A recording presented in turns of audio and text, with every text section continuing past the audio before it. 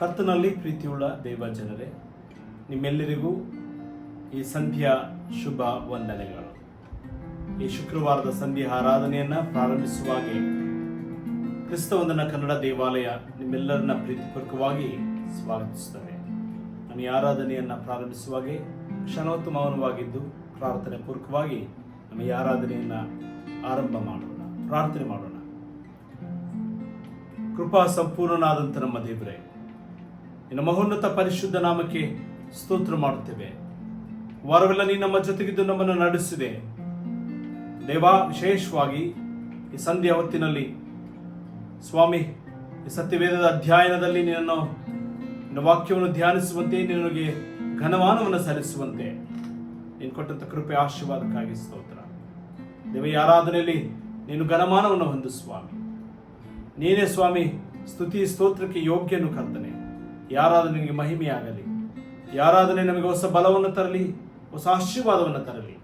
ಯೇಸು ಸ್ವಾಮಿ ಸರಿ ಪ್ರಾರ್ಥಿಸ್ತೇವೆ ನಮ್ಮ ದೇವರೇ, ಆಮೆನ್. ಪ್ರೀತಿಯ ಸಭೆಯವರೇ, ಒಂದು ಸಂಕೀರ್ತನೆಯನ್ನು ನಾವು ಹಾಡೋಣ. ಮನವೇ ಶಾಂತತೆಯಂತಿರು, ಎನ್ನ ಜನಕನು ಕಾಯುವನು. ಮನವೇ ಶಾಂತತೆಯಂತಿರು ಎಂಬತ್ತ ಸಂಕೀರ್ತನೆಯನ್ನು ಹಾಡುವುದರ ಮೂಲಕ ನಾವು ದೇವರನ್ನ ಆರಾಧಿಸೋಣ. ಮನವೇ ಶಾಂತತೆಯಂತಿರು, ಎನ್ನ ಜನಕನು ಕಾಯುವನು. ಮನವೇ ಶಾಂತತೆಯಂತಿರು, ಎನ್ನ ಜನಕನು ಕಾಯುವನು. ಎನ್ನ ಮನವೇ ಶಾಂತತೆಯಂತಿರು, ಎನ್ನ ಜನಕನು ಕಾಯುವನು. ಎನ್ನ ಮನವೇ ಶಾಂತತೆಯಂತಿರು, ಎನ್ನ ಜನಕನು ಕಾಯುವನು.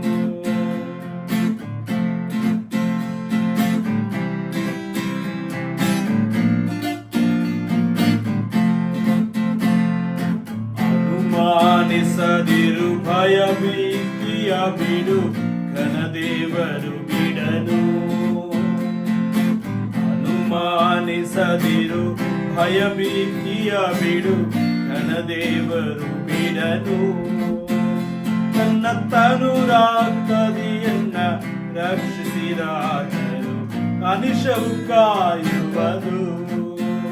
ನನ್ನ ತನುರಾಗ್ತದೆಯನ್ನ ರಕ್ಷಿಸಿರಾದರು, ಅನಿಶವು ಕಾಯುವುದು.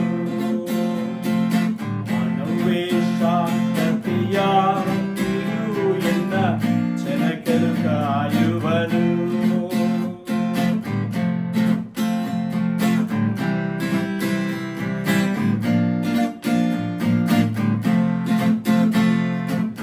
ಘೋಷಿಪ ಜಲಗಳ ನಡುವಿನ ಹೋಗಲು ಆಸರೆಯಾಗಿಹವು. ಘೋಷಿಪ ಜಲಗಳ ನಡುವಿನ ಹೋಗಲು ಆಸರೆಯಾಗಿಹವು. ಅವು ದಾಸನ ಮುಳುಗಿಸಲಾರವುದೇ, ವಾಸಿಸುವನು ಅಲ್ಲಿಯೂ. ಅವು ದಾಸನ ಮುಳುಗಿಸಲಾರವುದೇ, ವಾಸಿಸುವರು ಅಲ್ಲಿಯೂ. ಮನವೇ ಶಾಂತತೆಯ ಇರು, ಎನ್ನ ಜನಕನು ಕಾಯುವನು.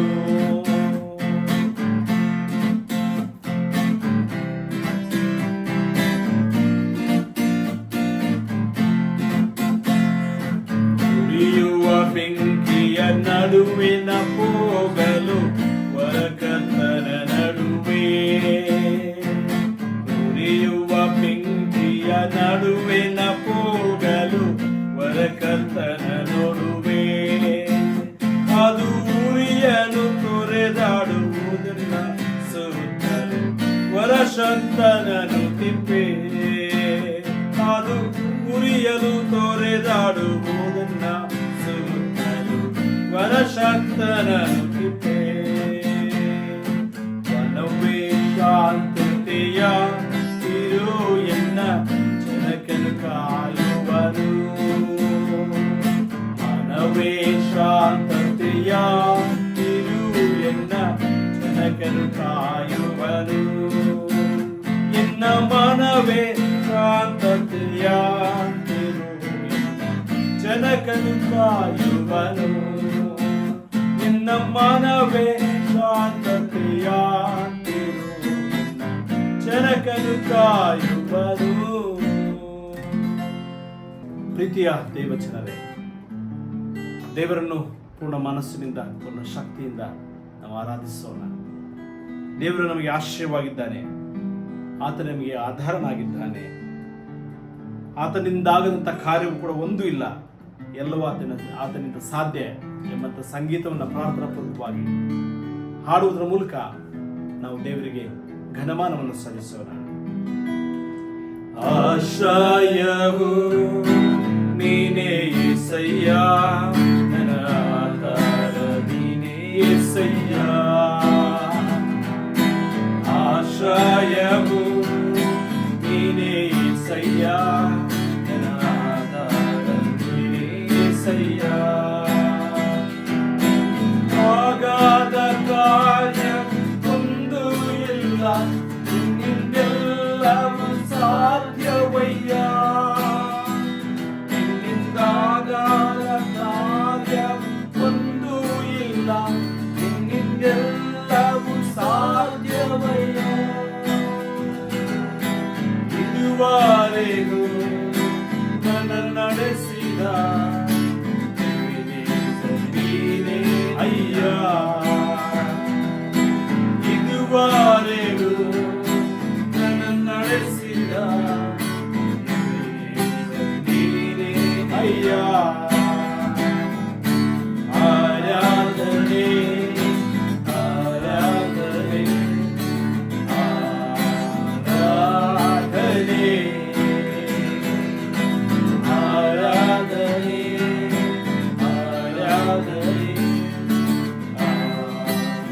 ಆರಾಧನೆ.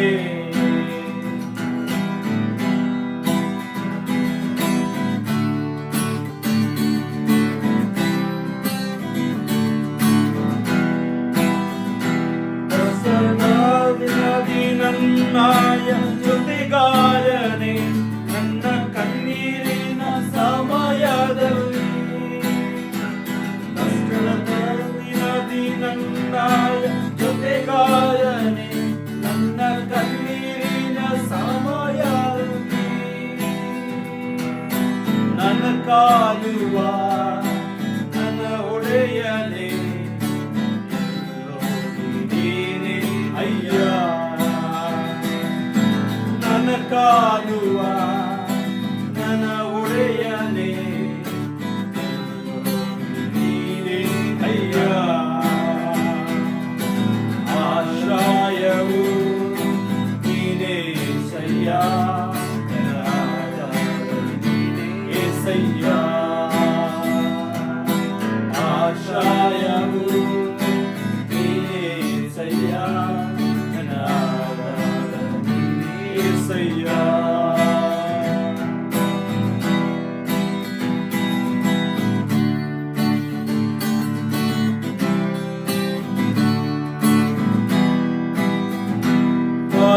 ಪರಲೋಕವೆಲ್ಲ ನಿನ್ನ ದೇಶವಯ್ಯ, ನಾನು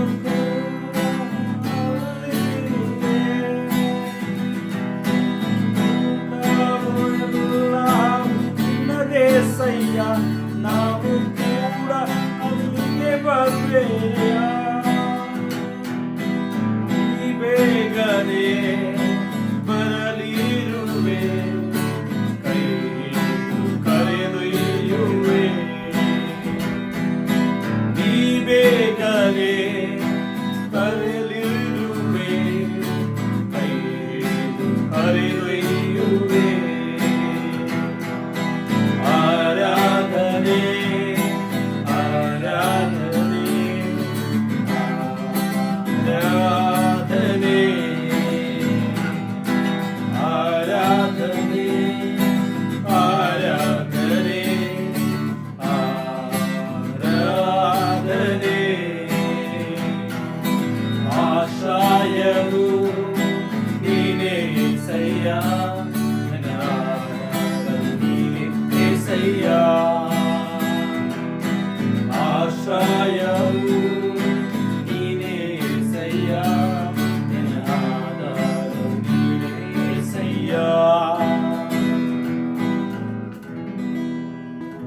ಪ್ರೀತಿಯ ದೇವಚರರೇ, ನಮ್ಮನ್ನು ಕಾಯುವಂಥವನು ದೇವರು, ಇಮ್ಮಾನುವೇಲಿಯಾಗಿ ನಮ್ಮನ್ನು ನಡೆಸುವಂಥದ್ದು ದೇವರು.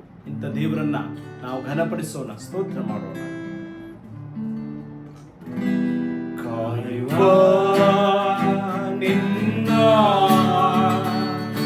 ಹಿಂದೆಂದು ಕೈ ಬಿಡದೆ, ಕಾಯುವ ನಿನ್ನ ಹಿಂದೆಂದು ಕೈ ಬಿಡದೆ, ಇದುವರೆಗೂ ಕಾಯುವ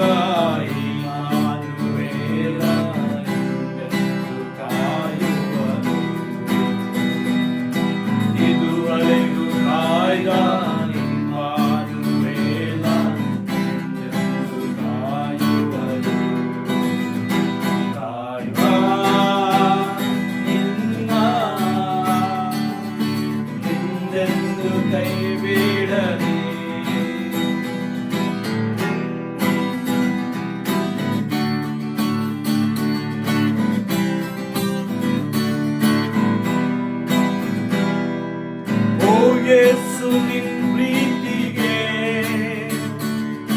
ಬದಲೇನು ನಾ ಕೊಡಲಿ. ಓ ಯೇಸು ನಿನ್ ಪ್ರೀತಿಗೆ ಬದಲೇನು ನಾ ಕೊಡಲಿ. ನನ್ನ ದೇಹವನ್ನು ಹಾಡುವೆ,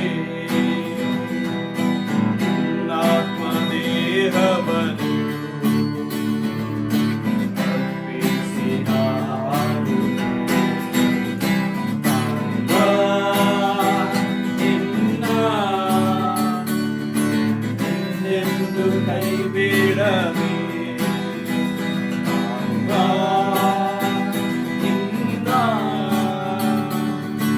ಎಂದೆಂದು ಕೈ ಬಿಡದೆ.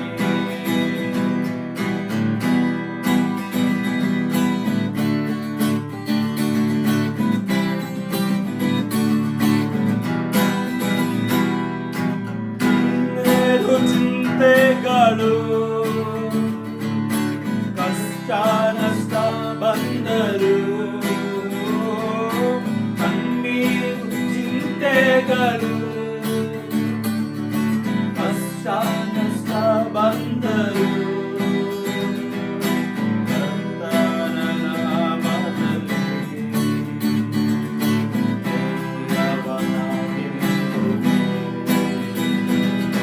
ಕರ್ತನ ನಾಮದಲ್ಲಿ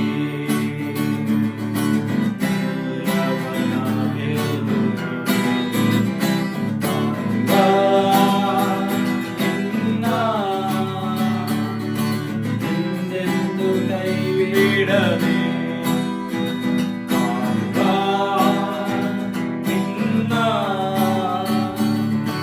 ಎಂದೆಂದು ಕೈ ಬಿಡದೆ, ಇದುವರೆಗೂ ಕಾಯ್ದ ಇಮ್ಮಾನುವೇಲ ಎಂದೆಂದು ಕಾಯುವರು. ಇದುವರೆಗೂ ಕಾಯ್ದ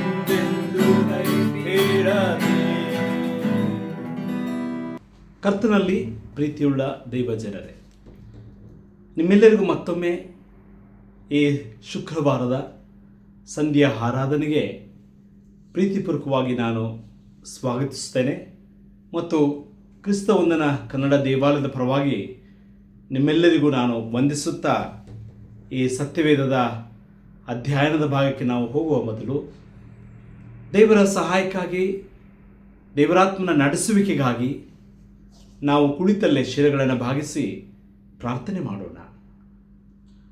ಕೃಪಾ ಸಮುದ್ರನೂ ದಯಮಯನೂ ಆಗಿರುವಂಥ ನಮ್ಮ ಸ್ವರ್ಗೀಯ ದೇವರೇ, ನಿನ್ನ ಪರಮೋನ್ನತ ಪರಿಶುದ್ಧ ನಾಮಕ್ಕೆ ಸ್ತೋತ್ರವಾಗಲಿ. ದೇವರೇ, ಈ ಸಂಧ್ಯಾ ನಿನ್ನ ವಾಕ್ಯದ ಅಧ್ಯಯನದ ಭಾಗದಲ್ಲಿ ನಮಗೆ ಹೊಸ ಹೊಸ ಆಲೋಚನೆಯನ್ನು ನೀಡು ದೇವರೇ. ನಾವು ಧ್ಯಾನ ಮಾಡುವಂಥ ವಿಷಯಗಳಲ್ಲಿ ನಮ್ಮನ್ನು ನಾವು ಮತ್ತೊಮ್ಮೆ ಅವಲೋಕಿಸಿಕೊಂಡು ದೇವರೇ ನಿನಗೆ ಯೋಗ್ಯ ಪ್ರಜೆಗಳಾಗಿ ಬಾಳುವಂತೆ ಸಹಾಯ ಮಾಡು. ಈ ಸತ್ಯವೇದದ ಅಧ್ಯಯನದ ಭಾಗದಲ್ಲಿ ನಿನ್ನ ಆಶೀರ್ವಾದದಿಂದ ನಮ್ಮ ಒಬ್ಬೊಬ್ಬರನ್ನು ತುಂಬಿಸು ಕರ್ತನೆ. ಪ್ರಾರ್ಥನೆ ಕೇಳಿದಕ್ಕಾಗಿ ಸ್ತೋತ್ರ. ಯೇಸು ಸ್ವಾಮಿ ಹೆಸರಿನಲ್ಲಿ ಪ್ರಾರ್ಥಿಸುತ್ತೇವೆ ನಮ್ಮ ದೇವರೇ, ಆಮೆನ್. ಪ್ರೀತಿಯುಳ್ಳ ದೈವ ಜನರೇ, ಈಗಾಗಲೇ ನಾವು ಅನೇಕ ವಾರಗಳ ಹಿಂದಿನಿಂದ ಶ್ರೀ ಮತ್ತಾಯನು ಬರೆದ ಸುವಾರ್ತೆಯಲ್ಲಿರುವಂಥ ಯೇಸು ಬೋಧಿಸಿದಂಥ ಪರ್ವತ ಪ್ರಸಂಗದ ಕುರಿತು ಒಂದಿಷ್ಟು ಸತ್ಯವೇದದ ಅಧ್ಯಯನವನ್ನು ಮಾಡುತ್ತಾ ಬಂದಿದ್ದೇವೆ. ಇಂದು ಕೂಡ ಯೇಸುವಿನ ಪರ್ವತ ಪ್ರಸಂಗಕ್ಕೆ ಸಂಬಂಧಿಸಿದ ಧ್ಯಾನದ ಭಾಗ ಅದು ಶ್ರೀ ಮತ್ತಾಯನು ಬರೆದ ಸುವಾರ್ತೆ 5ನೇ ಅಧ್ಯಾಯ 20ನೇ ವಚನ. The gospel reading according to saint Matthew chapter 5 verses 20. ಅಲ್ಲಿ ಹೀಗೆ ಬರೆಯಲ್ಪಟ್ಟಿದೆ: ನಿಮ್ಮ ನೀತಿಯು ಶಾಸ್ತ್ರಿಗಳ ಮತ್ತು ಫರಿಸಾಯರ ನೀತಿಗಿಂತಲೂ ಹೆಚ್ಚಿನದಾದದಿದ್ದರೆ ನೀವು ಪರಲೋಕ ರಾಜ್ಯದಲ್ಲಿ ಸೇರಲಾರಿರಿ ಎಂದು ನಿಮಗೆ ಹೇಳುತ್ತೇನೆ.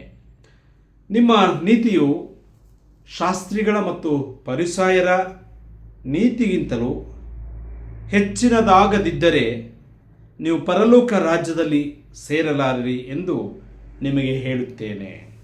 For I say to you, the righteousness of the scribes and Pharisees, you will be no mean into the kingdom of heaven. ಇವತ್ತು ಯೇಸು ತನ್ನ ಪರ್ವತ ಪ್ರಸಂಗದಲ್ಲಿ 2 ಗುಂಪುಗಳ ವಿಚಾರದಲ್ಲಿ ಬಹಳ ಎಚ್ಚರಿಕೆಯಿಂದ ಜಾಗರೂಕತೆಯಿಂದ ಜೀವಿಸಬೇಕು ಎಂಬುದಾಗಿ ಹಲವಾರು ಸೂಚನೆಗಳ ಹಿನ್ನೆಲೆಯಲ್ಲಿ ಮಾತನಾಡುತ್ತಾ ಇದ್ದಾನೆ. ಆ 2 ಗುಂಪುಗಳು ಯಾರೆಂದರೆ, ಶಾಸ್ತ್ರಿಗಳು ಮತ್ತು ಫರಿಸಾಯರ ಗುಂಪುಗಳ ವಿಷಯದಲ್ಲಿ ನೀವು ಬಹಳ ಎಚ್ಚರಿಕೆಯಿಂದ ಇರಿ ಎಂಬುದಾಗಿ ಯೇಸು ಎಚ್ಚರಿಸುತ್ತಾ ಇದ್ದಾನೆ. ಹಾಗಾಗಿ ಇಂದಿನ ಧ್ಯಾನದ ವಿಚಾರದಲ್ಲಿ ಈ 2 ಗುಂಪುಗಳಲ್ಲಿ ಒಂದು ಗುಂಪಿನ ಬಗ್ಗೆ ಇವತ್ತು ನಾವು ಧ್ಯಾನ ಮಾಡೋಣ. ಆ ಗುಂಪು ಯಾರೆಂದರೆ, ಫರಿಸಾಯರ ಗುಂಪಿನ ಕುರಿತು. ಫರಿಸಾಯರು ಹೇಗೆ ಹುಟ್ಟಿಕೊಂಡರು, ಅವರ ಜೀವನದ ರೀತಿ ನೀತಿಗಳು, ಧಾರ್ಮಿಕ ಬದ್ಧತೆ ಹೇಗಿತ್ತು ಎಂಬಂಥ ಹಿನ್ನೆಲೆಯಲ್ಲಿ ನಾವೊಂದಿಷ್ಟು ಚರಿತ್ರೆಯನ್ನು ಕೂಡ ಕಲಿಯುವಂಥದ್ದು ಬಹಳ ಮುಖ್ಯ. ಹಾಗಾಗಿ ಇವತ್ತಿನ ಸಂದೇಶ ಒಂದಿಷ್ಟು ಹೊಸ ಆಲೋಚನೆಯನ್ನು, ಹೊಸ ಆಶೀರ್ವಾದವನ್ನು ತರಲಿ ಎಂಬುದಾಗಿ ನಾನು ನಿಮ್ಮೆಲ್ಲರಿಗಾಗಿ ಪ್ರಾರ್ಥಿಸುತ್ತೇನೆ. ನಾವು ಧ್ಯಾನದ ವಿಷಯಕ್ಕೆ ಬರುವ ಹಾಗೆ, ಇಡೀ ಮತ್ತಾಯನು ಬರೆದ ಸುವಾರ್ತೆಯು ಅತ್ಯಂತ ಯಹೂದಿ ಆವೃತ್ತಿಯಾಗಿದ್ದು, ಯಹೂದಿ ನಾಯಕತ್ವದ ಕುರಿತು ಬಹಳ ವಿಮರ್ಶಾತ್ಮಕವಾದ ಅಂಶಗಳನ್ನು ಈ ಮತ್ತಾಯನ ಸುವಾರ್ತೆಯಲ್ಲಿ ನಾವು ಕಾಣುತ್ತೇವೆ. ಯೇಸುವಿನ ಸುವಾರ್ತೆಗೂ ಶಾಸ್ತ್ರಿಗಳ ಹಾಗೂ ಫರಿಸಾಯರ ಬೋಧನೆಗಳಿಗೂ ಬಹಳ ವಿರೋಧಾಭಾಸಗಳು ಇತ್ತು ಎಂಬುದಾಗಿ ಸುವಾರ್ತಿಕ ಬರೆಯುತ್ತಾ ಇದ್ದಾನೆ. ಯೇಸುವು ಶಾಸ್ತ್ರಿ ಅಥವಾ ಫರಿಸಾಯರ ಕಡೆಗೆ ಬಹಳ ಕಟುವಾಗಿ ಟೀಕಿಸಿದನು. ಅವರ ಧಾರ್ಮಿಕ ವಿಧಿವಿಧಾನಗಳನ್ನು ಕಟ್ಟುನಿಟ್ಟಾಗಿ ಕಟುವಾಗಿ ಆತನು ವಿರೋಧಿಸಿದನು ಎಂಬುದಾಗಿ ಸುವಾರ್ತೆಗಳು ನಮಗೆ ತಿಳಿಸಲ್ಪಡುತ್ತದೆ. ಸರಿಸುಮಾರು ಕ್ರಿಸ್ತಪೂರ್ವ 588ರಲ್ಲಿ ಕೊನೆಗೊಂಡಂಥ ಬಾಬಿಲೋನ್ ಗಡೀಪಾರಿನ ಸಮಯದಲ್ಲಿ ಶಾಸ್ತ್ರಿಗಳ ವರ್ಗವು ಹುಟ್ಟಿಕೊಂಡಿತು. ಸುಮಾರು ಕ್ರಿಸ್ತಶಕ 90ರ ಅವಧಿಯಲ್ಲಿ ಫರಿಸಾಯರು ಯಹೂದಿ ವಲಸೆಗಾರರಾಗಿ ವಿವಿಧ ಪ್ರದೇಶಗಳಲ್ಲಿ ವಿವಿಧ ಆಚರಣೆಗಳೊಂದಿಗೆ ನಂಬಿಕೆಯನ್ನು ಹೊಂದಿದ್ದರು. ಇವತ್ತಿನ ಸಂದೇಶದ ಭಾಗ ಫರಿಸಾಯರ ಕುರಿತು ನಾವು ಧ್ಯಾನಿಸುತ್ತಾ ಇದ್ದೇವೆ. ಫರಿಸಾಯರು ಪಾರಸೀಸ್ ಎಂಬುದಾಗಿ ಹೇಳುವಾಗ ಮೂಲ ಭಾಷೆಯಲ್ಲಿ ಅವರನ್ನು ಬೇರ್ಪಟ್ಟವರು ಅಥವಾ ಪ್ರತ್ಯೇಕಿಸಿಕೊಂಡವರು, ಟು ಸೆಪರೇಟ್. ಅಂದರೆ ಧರ್ಮಶಾಸ್ತ್ರದ ನಿಯಮಗಳನ್ನು ಮತ್ತು ನಿಬಂಧನೆಗಳನ್ನು ಪಾಲಿಸುವ ಸಲುವಾಗಿ ಈ ಫರಿಸಾಯರ ಗುಂಪು ಬದುಕಿನ ಸಾಮಾನ್ಯ ಚಟುವಟಿಕೆಗಳಿಂದ ಅವರು ಬೇರ್ಪಡಿಸಿಕೊಂಡರು. In the first century, Pharisees were the good guys. They were the teachers and leaders of Israel. ಮೊದಲನೇ ಶತಮಾನದಲ್ಲಿ ಈ ಶಾಸ್ತ್ರಿಗಳು ಬಹಳ ಒಳ್ಳೆಯ ವ್ಯಕ್ತಿಗಳಾಗಿದ್ದರು. ಅವರು ಇಸ್ರೇಲಿನ ಶಿಕ್ಷಕರು ಮತ್ತು ಧಾರ್ಮಿಕ ನಾಯಕರುಗಳು ಆಗಿದ್ದರು. ಹೆಚ್ಚಿನ ಯಹೂದಿ ಕ್ರೈಸ್ತರಿಂದ ಗೌರವಿಸಲ್ಪಟ್ಟವರಾಗಿದ್ದರು. ಮಾರ್ಕನ ಸುವಾರ್ತೆ ಬರೆಯಲ್ಪಟ್ಟಂಥ ಕಾಲಮಾನವನ್ನು ನಾವು ನೋಡುವಾಗ ಕ್ರಿಸ್ತ ಶಕ 65ನೇ ಇಸವಿಗೆ ಸಂಬಂಧಿಸಿದ್ದಾಗಿದ್ದರೂ ಮತ್ತಾಯನ ಸುವಾರ್ತೆ ಸುಮಾರು ಕ್ರಿಸ್ತ ಶಕ 90ರ ಇಸವಿಯಲ್ಲಿ ಬರೆಯಲಾಗಿದೆ ಎಂಬುದಾಗಿ ಚರಿತ್ರೆಕಾರರು ಹೇಳುತ್ತಾರೆ. ಮಾರ್ಕನ ಸುವಾರ್ತೆಯ ಲಿಖಿತದ ನಂತರ ಸರಿಸುಮಾರು 25 ವರ್ಷಗಳ ಅನಂತರ ನಡೆದಂಥ ಅನೇಕ ಘಟನೆಗಳು, ಧಾರ್ಮಿಕ ನಾಯಕರ ಚಿಂತನೆಗಳನ್ನು ಗಮನಿಸಿ ಸಂಯೋಜಿಸಿ ಆ ಬೆಳಕಿನಲ್ಲಿ ಅಥವಾ ಅಂದಿನ ಸಮಸ್ಯೆಯ ಬೆಳಕಿನಲ್ಲಿ ಮತ್ತಾಯನು ಕೂಡ ಬರೆಯುತ್ತಾ ಇದ್ದಾನೆ. ಸರಿಸುಮಾರು ಕ್ರಿಸ್ತ ಶಕ 66ರಿಂದ 77ರಲ್ಲಿ ಮೊದಲ ಯಹೂದಿ ಯುದ್ಧ ನಡೆಯಿತು. ನಂತರ ಸುಮಾರು ಕ್ರಿಸ್ತ ಶಕ 70ರಲ್ಲಿ ಜೆರುಸಲೇಮ್ ದೇವಾಲಯ ನಾಶನದೊಂದಿಗೆ ಕೊನೆಗೊಂಡಿತು. ನಂತರ ಎರಡನೇ ದೇವಾಲಯದ ಅಂತ್ಯದಲ್ಲಿ ಕೆಲವು ಯಹೂದಿ ಶಾಲೆಗಳು ಹೊರಹೊಮ್ಮಿದವು. ಪ್ರಭಾವಶಾಲಿ ಗುಂಪುಗಳಾದಂಥ ಫರಿಸಾಯರು, ಪುರೋಹಿತಶಾಹಿ ಮತ್ತು ಜನಸಾಮಾನ್ಯರಿಂದ ಅಥವಾ ಜನಸಾಮಾನ್ಯ ಸದಸ್ಯರನ್ನು ಒಳಗೊಂಡಂಥ ಈ ಫರಿಸಾಯ ವರ್ಗ ಹುಟ್ಟಿಕೊಂಡಿತ್ತು. ತೋರ ಧರ್ಮಶಾಸ್ತ್ರ ಮತ್ತು ಪೂರ್ವಜರ ಸಂಪ್ರದಾಯಗಳೆರಡೂ ಸಮಾನವಾಗಿ ಬದ್ಧವಾಗಿದೆ ಎಂಬುದಾಗಿ ಈ ಫರಿಸಾಯರ ಗುಂಪುಗಳು ನಂಬಿದ್ದವು. ಈ ಫರಿಸಾಯರ ಕೆಲಸಗಳು ಏನೆಂದರೆ, ಸಬ್ಬತ್ತನ್ನು ಬಹಳ ಕಟ್ಟುನಿಟ್ಟಾಗಿ ಆಚರಣೆ ಮಾಡುವಂಥದ್ದು, ಸಿನಗೋಗ್ ಅಥವಾ ಸಭಾಮಂದಿರಕ್ಕೆ ಕ್ರಮಬದ್ಧವಾಗಿ ಹಾಜರಾಗುವಂಥದ್ದು, ಯೆರೂಸಲೇಮಿನ ತೀರ್ಥಯಾತ್ರೆ ಮಾಡುವಂಥದ್ದು, ಆಹಾರದ ನಿಯಮಗಳನ್ನು ಕಡ್ಡಾಯವಾಗಿ ಪಾಲಿಸುವಂಥದ್ದು, ಹಾಗೂ ನವಜಾತ ಗಂಡು ಮಕ್ಕಳಿಗೆ ಸುನ್ನತಿ ಮಾಡುವುದು, ಸಾಂಪ್ರದಾಯಿಕ ಪ್ರಾರ್ಥನೆಗಳನ್ನು ಮಾಡುವಂಥದ್ದು, ಹೀಗೆ ಸಾಮಾನ್ಯ ಸಂಪ್ರದಾಯಗಳನ್ನು ಅಭ್ಯಾಸ ಮಾಡುತ್ತಾ ಇದ್ದರು. ಹೀಗೆ ಯಹೂದಿ ರಬ್ಬಿಗಳಿಂದ ಉತ್ತರಾಧಿಕಾರಿಯಾದ ಫರಿಸಾಯರು ಯಹೂದ್ಯರಲ್ಲಿ ಪ್ರಮುಖ ಶಕ್ತಿಯಾಗಿ ಹೊರಹೊಮ್ಮಿದರು. ಸದ್ದುಕಾಯರಿಗೂ ಫರಿಸಾಯರಿಗೂ ಅನೇಕ ವೇಳೆ ಘರ್ಷಣೆಗಳು ನಡೆಯುತ್ತಾ ಇತ್ತು. ಅನೇಕ ವ್ಯತ್ಯಾಸಗಳು ಕೂಡ ಈ ಸದ್ದುಕಾಯರಿಗೂ ಫರಿಸಾಯರಿಗೂ ಇತ್ತು. ಸದ್ದುಕಾಯರು ಒಂದೆಡೆ ಶ್ರೀಮಂತ ರಾಜಪ್ರಭುತ್ವಗಳಾಗಿದ್ದರೆ, ಫರಿಸಾಯರು ವೈವಿಧ್ಯಮಯ ಜನಪ್ರಿಯ ಮತ್ತು ಪ್ರಜಾಪ್ರಭುತ್ವಗಳಾಗಿದ್ದರು. ಇತಿಹಾಸಕಾರರು ಫರಿಸಾಯರ ಯಹೂದಿ ಧರ್ಮವನ್ನು ರಬ್ಬಿನಿಕ್ ಯಹೂದಿ ಧರ್ಮದ ಮೂಲ ಎಂದು ಪರಿಗಣಿಸಿದರು.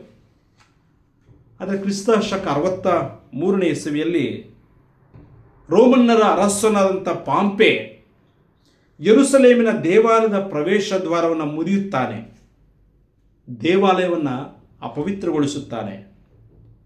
ಈ ಕಾರಣದಿಂದ ಕುಪಿತಗೊಂಡಂಥ ಫರಿಸಾಯರು ರೋಮನ್ನನ ಅಂದಿನ ಪಾಂಪೆಯ ರಾಜಪ್ರಭುತ್ವವನ್ನೇ ಕೊನೆಗಾಣಿಸುತ್ತಾರೆ. ಅಷ್ಟರ ಮಟ್ಟಿಗೆ ಧರ್ಮನಿಷ್ಠೆ ಈ ಫರಿಸಾಯರಲ್ಲಿ ನಾವು ಕಾಣುತ್ತೇವೆ. ಅಂದಿನ ಶತಮಾನಗಳಲ್ಲಿ ದೇವಾಲಯದೊಂದಿಗೆ ನಿಕಟ ಸಂಬಂಧ ಹೊಂದಿದ ಸದ್ದುಕಾಯರು ಕ್ರಿಸ್ತ ಶಕ 70ರ ದಶಕದಲ್ಲಿ ದೇವಾಲಯದ ನಾಶನದೊಂದಿಗೆ ಕಣ್ಮರೆಯಾಗುತ್ತಾರೆ.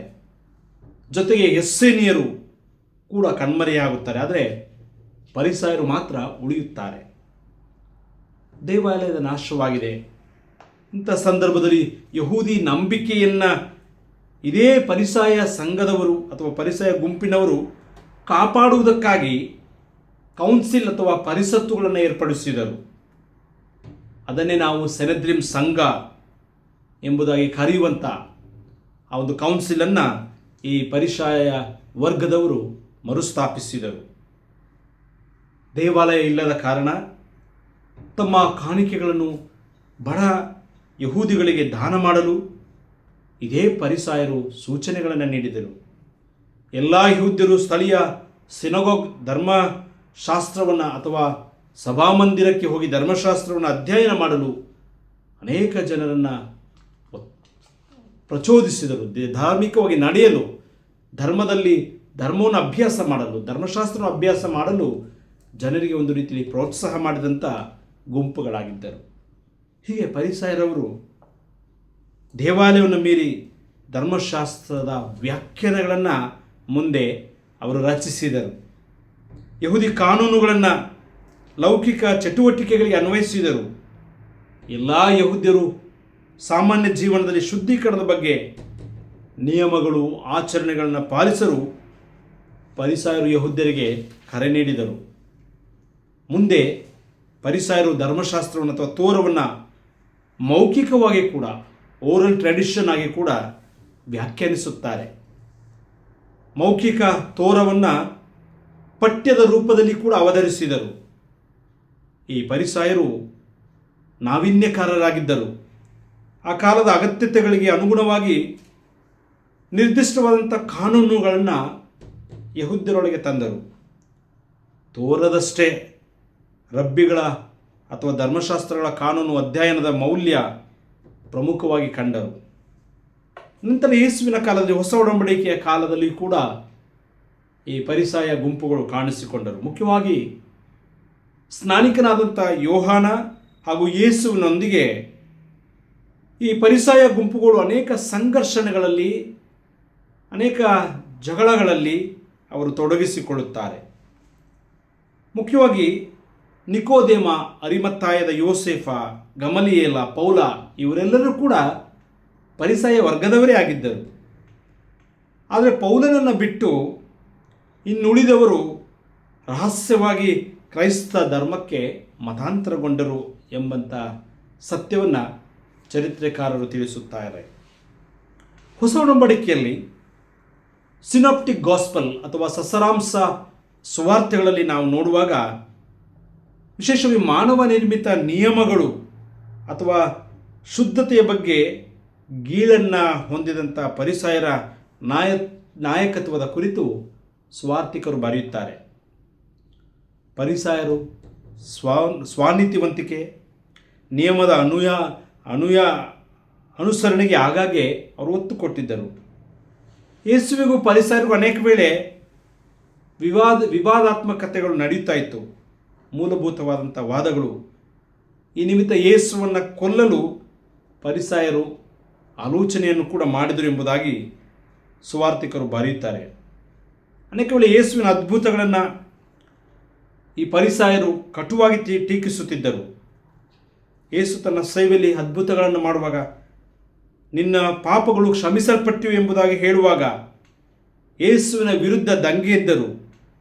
ಪಾಪಗಳನ್ನು ಕ್ಷಮಿಸಲು ದೇವರಿಗೆ ಮಾತ್ರ ಅಧಿಕಾರ ಇದೆ, ಈತನ್ಯಾರು ಎಂಬಂಥ ಪ್ರಶ್ನೆಗಳನ್ನು ಯೇಸುವಿನ ಮೇಲೆ ಹಾಕಿದರು. ಯೇಸು ಸಬ್ಬತ್ ದಿನದಲ್ಲಿ ರೋಗಿಗಳನ್ನು ಗುಣಪಡಿಸಿದಾಗ ಕುಪಿತರಾದರು. ಸಬ್ಬತ್ ದಿನದಲ್ಲಿ, ದೇವರ ದಿನ, ಯಾವ ಕೆಲಸವನ್ನು ಮಾಡಬಾರದು, ಆದರೆ ಇವನು ಕೆಲಸವನ್ನು ಮಾಡುತ್ತಾನೆ ಎಂಬುದಾಗಿ ಯೇಸುವಿನ ಮೇಲೆ ಆರೋಪಗಳನ್ನು ಹೊರಿಸಲು, ಯೇಸುವನ್ನು ಕೊಲ್ಲಲು, ಯೇಸುವನ್ನು ಮುಗಿಸಲು ಅನೇಕ ಒಳಸಂಚುಗಳನ್ನು ಮಾಡಿದರು. ಯೇಸುವಿನ ಕಾಲದಲ್ಲಿ ಧಾರ್ಮಿಕ ಕಾನೂನನ್ನು ಬಿಟ್ಟು ಬಾಹ್ಯವಾಗಿ ಅಂಟಿಕೊಂಡಿದ್ದರು. ಈ ಫರಿಸಾಯರು ನ್ಯಾಯ, ಕರುಣೆ ಮತ್ತು ನಿಷ್ಠೆಯಂಥ ಮೌಲ್ಯಭರಿತವಾದ ಜೀವನ ಮರೆತರು. ಕೇವಲ ಬೀದಿಗಳಲ್ಲಿ ನಮಸ್ಕಾರ, ಹೊರತೋರಿಕೆಗೆ ಭಕ್ತಿವಂತರಂತೆ ನಟನೆ ಮಾಡತೊಡಗಿದರು. ಸ್ವಗೌರವವನ್ನು ಹುಡುಕುವರಾದರು. ಸಾಮಾನ್ಯ ಜನರಿಗೆ ಭಾರವಾದ ನಿಯಮಗಳನ್ನು ಹೊರಿಸಿದರು ಮತ್ತು ನಿಜವಾದ ಸದಾಚಾರಕ್ಕೆ, ಹೊರನೋಟಕ್ಕೆ ಮಾತ್ರ ಆದ್ಯತೆ ನೀಡಿದರು. ಹಾಗಾಗಿ ಯೇಸು ಈ ಪರಿಸಾಯರ ಹೊರತೋರಿಕೆಯ ನೀತಿಯನ್ನು ಆತನು ನೇರವಾಗಿ ಕಟುವಾಗಿ ಖಂಡಿಸಿದ. ಆಂತರ್ಯದಲ್ಲಿ ಭಕ್ತಿಹೀನರಾಗಿದ್ದರು, ದುರಾಶೆಗಳಿಂದ ತುಂಬಿದವರಾಗಿದ್ದರು. ಯೇಸು ಈ ಪರಿಸಾಯರನ್ನು ಸುಣ್ಣ ಹಚ್ಚಿದ ಸಮಾಧಿಗೆ ಹೋಲಿಸುತ್ತಾ ಇದ್ದಾನೆ. ಸುಣ್ಣ ಹಚ್ಚಿದ ಸಮಾಧಿ ಬಹಳ ಸುಂದರವಾಗಿ ಹೊರತೋರಿಕೆಗೆ ಕಾಣುತ್ತದೆ. ಆಂತರ್ಯದಲ್ಲಿ ಸತ್ತಂಥ ಎಲುಬುಗಳು, ಸತ್ತಂಥ ಶವಗಳಾಗಿದ್ದಾರೆ. ಆಂತರ್ಯದಲ್ಲಿ ಅಶುದ್ಧತ್ವ ತುಂಬಿದೆ ಎಂಬುದಾಗಿ ಯೇಸು ಇವರನ್ನು ಕಟುವಾಗಿ ಟೀಕಿಸಿದ. ಸಭಾಮಂದಿರಗಳಲ್ಲಿ ಅತ್ಯುತ್ತಮದ ಸ್ಥಾನಕ್ಕಾಗಿ ಫರಿಸಾಯರು ಪಣ ತೊಟ್ಟರು. ಮಾರುಕಟ್ಟೆಗಳಲ್ಲಿ ನಮಸ್ಕಾರವನ್ನು ಬಯಸಿದರು, ಗೌರವವನ್ನು ಬಯಸಿದರು. ಫರಿಸಾಯರಿಗೆ ದೇವರ ಆಜ್ಞೆಗಳಿಗಿಂತ ತಾವು ಕಟ್ಟಿದಂಥ ಸಂಪ್ರದಾಯಗಳಿಗೆ ಆದ್ಯತೆಯನ್ನು ನೀಡಿದರು. ಕುಟುಂಬ, ಮದುವೆ, ಜವಾಬ್ದಾರಿಕೆಗಳನ್ನು ನಿರ್ಲಕ್ಷಿಸಲು ಅವಕಾಶಗಳನ್ನು ನೀಡುವಂಥ ಸಂಪ್ರದಾಯಗಳನ್ನು ಕೂಡ ಇವರು ರಚಿಸಿದರು, ಹುಟ್ಟು ಹಾಕಿದರು. ತಮ್ಮ ಸಂಪ್ರದಾಯಗಳಿಗೆ, ತಾವು ರಚಿಸಿದ ಕಾನೂನುಗಳಿಗೆ ಯೇಸುವಿನ ಬೋಧನೆ ಎಲ್ಲಿ ಅಡ್ಡ ಬರುತ್ತದೋ ಅಥವಾ ಎಲ್ಲಿ ಯೇಸುವು ತಮಗೆ ಅಡ್ಡಿಯಾಗುತ್ತಾನೆ ಎಂಬುದಾಗಿ ನೆನೆಸಿ ಯೇಸು ಧರ್ಮಶಾಸ್ತ್ರವನ್ನು ಮೀರಿ ನಡೆಯುವವನು, ಧರ್ಮಶಾಸ್ತ್ರವನ್ನು ತೆಗೆದುಹಾಕಲು ಬಂದವನಾಗಿದ್ದಾನೆ, ಪಾಪಗಳನ್ನು ಕ್ಷಮಿಸ್ತೇನೆ, ದೇವರಿಗೆ ಸರಿಸಮಾನನಾಗಿದ್ದಾನೆ ಎಂಬಂಥ ಎಲ್ಲ ಆರೋಪಗಳನ್ನು ಯೇಸುವಿನ ಮೇಲೆ ಸೃಷ್ಟಿ ಮಾಡಿ ಫರಿಸಾಯರು ಜನರ ಮುಂದೆ ಯೇಸುವನ್ನು ಆರೋಪಿಯಾಗಿ ತೋರಿಸಿದರು. ಆದ್ದರಿಂದ ಯೇಸು ಹೇಳ್ತಾನೆ, ನಾನು ಧರ್ಮಶಾಸ್ತ್ರವನ್ನು ತೆಗೆದುಹಾಕಲು ಬಂದವನಲ್ಲ, ಧರ್ಮಶಾಸ್ತ್ರವನ್ನು ಪಾಲಿಸಲು ಬಂದವನು, ನೆರವೇರಿಸುವುದಕ್ಕೆ ಬಂದವನು ಎಂಬುದಾಗಿ ಇಡೀ ಜನಸಮುದಾಯಕ್ಕೆ ಆತನು ತಿಳಿಸುತ್ತಾ ಇದ್ದಾನೆ. ಪ್ರೀತಿಯ ಸಹೋದರ ಸಹೋದರಿಯೇ, ಇದಕ್ಕೆ ಯೇಸು ಈ ಫರಿಸಾಯರನ್ನು ಕಟುವಾಗಿ ಟೀಕಿಸುತ್ತಾನೆ.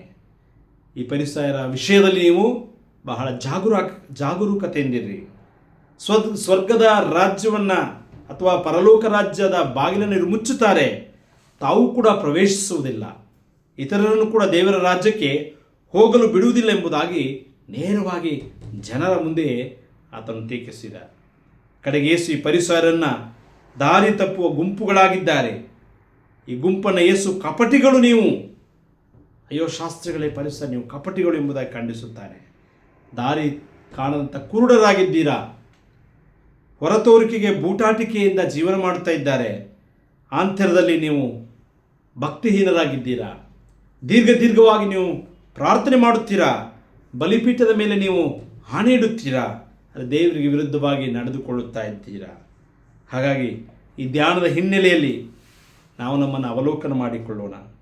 ಫರಿಸಾಯರ ಹಿನ್ನೆಲೆ, ಅವರ ಹುಟ್ಟು, ಅವರ ಬೋಧನೆಗಳ ಹಿನ್ನೆಲೆಯಲ್ಲಿ ಯೇಸು ನಮ್ಮನ್ನು ಕೂಡ ಪ್ರಶ್ನಿಸುತ್ತಾ ಇದ್ದಾನೆ. ನಾವು ಕೂಡ ಅವರಂತೆ ಹೊರತೋರಿಕೆಗೆ ಬೂಟಾಟಿಕೆಯ ಭಕ್ತಿವಂತರಾಗಿದ್ದೇವೆಯೋ, ದೇವರ ಕಾನೂನುಗಳನ್ನು ಬಿಟ್ಟು ನಮ್ಮದೇ ಆದಂತಹ ಸಂಪ್ರದಾಯಗಳಿಗೆ ನಾವು ಅಂಟಿಕೊಂಡಿದ್ದೇವೆಯೋ, ಕಪಟ ಭಕ್ತಿಯಿಂದ ನಾವು ಜೀವಿಸುತ್ತಾ ಇದ್ದೇವೆಯೋ, ಸ್ವನೀತಿವಂತಿಕೆಯಿಂದ ಬದುಕುತ್ತಾ ಇದ್ದೇವೆಯೋ? ಯೇಸುವಿನ ಬೋಧನೆ ಆ ಫರಿಸಾಯರ ನೀತಿಗಿಂತಲೂ ನಿಮ್ಮ ನೀತಿಯು ದೊಡ್ಡದಾಗಿರಬೇಕು ಎಂಬುದಾಗಿ ಯೇಸು ನಮ್ಮನ್ನು ಕೂಡ ಬಯಸುತ್ತಾನೆ, ಆಶಯ ಪಡುತ್ತಾನೆ. ಹಾಗಾಗಿ ನಮ್ಮ ಧರ್ಮನಿಷ್ಠೆ, ದೇವರ ವಾಕ್ಯದ ಪಾಲನೆ ಅದು ಯೋಗ್ಯವಾಗಿರಲಿ. ಹೊರತೋರಿಕೆಗೆ ನಾವು ಪಾಲಿಸದೆ ದೇವರಿಗೆ ಮೆಚ್ಚುಗೆಯಾಗಿ ನಾವು ಬದುಕೋಣ. ಶಾಸ್ತ್ರಿಗಳು ಫರಿಸಾಯರಂತೆ ಬದುಕದಂತೆ ನಾವು ದೇವರ ಸಂಬಂಧದಲ್ಲಿ ಜೀವಿಸೋಣ. ನೀತಿ, ನ್ಯಾಯ, ಕರುಣೆಗೆ ನಾವು ಹೋಗೋಣ. ಆಮೇಲೆ ಪ್ರಾರ್ಥನೆ ಮಾಡೋಣ. ಕೃಪಾಳು ದೇವರೇ, ವಾಕ್ಯ ಸಂದೇಶಕ್ಕಾಗಿ ನಾವು ಸ್ತೋತ್ರ ಮಾಡ್ತೇವೆ. ಫರಿಸಾಯರ ಹಿನ್ನೆಲೆ, ಅವರ ಬೆಳವಣಿಗೆಯ ಕುರಿತು ಒಂದಿಷ್ಟು ನಾವು ಚರಿತ್ರೆಯನ್ನು ಕೂಡ ನಾವು ಕಲೀಲಿಕ್ಕಾಗುವಂತೆ ಸಹಾಯ ಮಾಡಿದ್ದಿ. ಈ ಧ್ಯಾನದ ವಿಷಯ ದೇವರೇ ನಮಗೆ ಹೊಸ ಆಶೀರ್ವಾದವನ್ನು ತರಲಿ. ನಾವು ಹೊರತೋರಿಕೆಗೆ ನಾವು ಭಕ್ತಿವಂತರಂತೆ ನಾವು ಕಾಣದೆ ಆಂತರ್ಯದಲ್ಲಿಯೂ ಸ್ವಾಮಿ ನಾವು ಭಕ್ತಿಯಿಂದ ಜೀವಿಸುವಂತೆ ಸಹಾಯ ಮಾಡು. ಸದಾಚಾರದಲ್ಲಿ ನಾವು ನೆಲೆಗೊಳ್ಳುವಂತೆ ಕೃಪೆ ಮಾಡು ಸ್ವಾಮಿ. ಇಂದಿನ ಸಂದೇಶ ನಮಗೆ ಹೊಸ ದೃಷ್ಟಿಕೋನವನ್ನು ನೀಡಲಿ ಕರ್ತನೆ.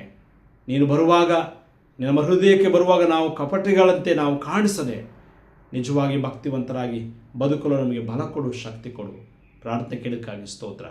ಯೇಸು ಸ್ವಾಮಿಸಲಿ ಪ್ರಾರ್ಥಿಸ್ತೇವೆ ನಮ್ಮ ದೇವರೇ, ಆಮೇಲೆ. ನಾವು ಒಟ್ಟಾಗಿ ಕರ್ತನು ತಾನೇ ಕಲಿಸಿಕೊಟ್ಟ ಪ್ರಾರ್ಥನೆಯನ್ನು ಏಕ ಮನಸ್ಸಾಗಿ ಅರಿಕೆ ಮಾಡೋಣ. ಪರಲೋಕದ ನಮ್ಮ ತಂದೆಯೇ, ನಿನ್ನ ನಾಮವು ಪರಿಶುದ್ಧವೆಂದು ಎನಿಸಲ್ಪಡಲಿ, ನಿನ್ನ ರಾಜ್ಯವು ಬರಲಿ, ನಿನ್ನ ಚಿತ್ತವು ಪರಲೋಕದ ನೆರವೇರ ಪ್ರಕಾರ ಭೂಲೋಕದಲ್ಲಿ ನೆರವೇರಲಿ. ನಮ್ಮ ಅನುದಿನದ ಆಹಾರವನ್ನು ನಮಗೆ ದಯಪಾಲಿಸು. ನಮಗೆ ತಪ್ಪು ಮಾಡಿ ನಾವು ಕ್ಷಮಿಸುವಂತೆ ನಮ್ಮ ತಪ್ಪುಗಳನ್ನು ಕ್ಷಮಿಸು. ನಮ್ಮನ್ನು ಶೋಧನೆಗೆ ಸೇರಿಸಿದ ಕೇಂದ್ರ ತಪ್ಪಿಸು.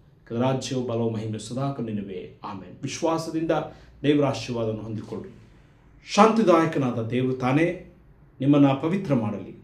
ಎಲ್ಲ ಗ್ರಹಿಕೆಯನ್ನು ಮೀರುವ ದೇವರ ಶಾಂತಿ, ದೇವರ ಸಮಾಧಾನ ನಿಮ್ಮ ಆತ್ಮದೊಂದಿಗೂ ನಿಮ್ಮ ಹೃದಯದೊಂದಿಗೂ ಇರಲಿ. ತಂದೆ, ಕುಮಾರ, ಪರಿಶುದ್ಧಾತ್ಮನಾದ ದೇವರು ತನ್ನ ಆಶೀರ್ವಾದವನ್ನು ನಿಮ್ಮೆಲ್ಲರಿಗೆ ಅನುಗ್ರಹಿಸಲಿ. ಆಮೇಲೆ ಥ್ಯಾಂಕ್ ಯು ಪ್ರೀತಿಯ ಸಹೋದರ ಸಹೋದರಿಯೇ. ದೇವರು ನಿಮ್ಮೆಲ್ಲರನ್ನ ಉನ್ನತವಾಗಿ ಆಶೀರ್ವಾದ ಮಾಡಿ ನಡೆಸಲಿ. ಆಮೇಲೆ